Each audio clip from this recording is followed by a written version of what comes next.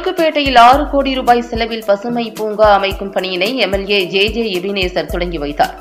தமிழக முதலமைச்சர் மு க ஸ்டாலின் ஆணைக்கிணங்க துணை முதலமைச்சர் உதயநிதி ஸ்டாலின் வழிகாட்டுதலின்படி வடசென்னை வளர்ச்சி திட்டத்தின் கீழ் 6 கோடி ரூபாய் செலவில் சென்னை ஆர்கே நகர் தொகுதி 47வது வார்டுக்குட்பட்ட குறுக்குப்பேட்டை பாரதி நகர் பகுதியில் நவீன பசுமை பூங்கா அமைக்கும் பணிக்கு அடிக்கல் நாட்டு விழா நடைபெற்றது.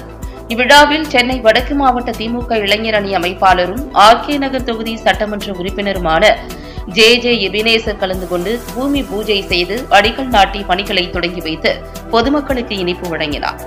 இந்த பூங்காவில் நடைபயிற்சி பாதை, நவீன செயற்கை நீரூற்று ஆகியவை அமையவுள்ளது.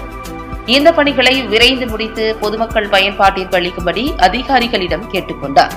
இதில் பகுதி செயலாளர் வழக்கறிஞர் எஸ் ஜெபதாஸ் பாண்டியன், மாமன்ற உறுப்பினர் இ மணிமேகலை, வட்ட செயலாளர் ஜி ஏழுமலை உட்பட மாவட்ட, பகுதி, வட்ட திமுக நிர்வாகிகள், மாநகராட்சி அதிகாரிகள் என பலர் கலந்து கொண்டனர். பப்ளிக் நியூஸ் டிவி செய்தியாளர் கிருஷ்ணகுமார்.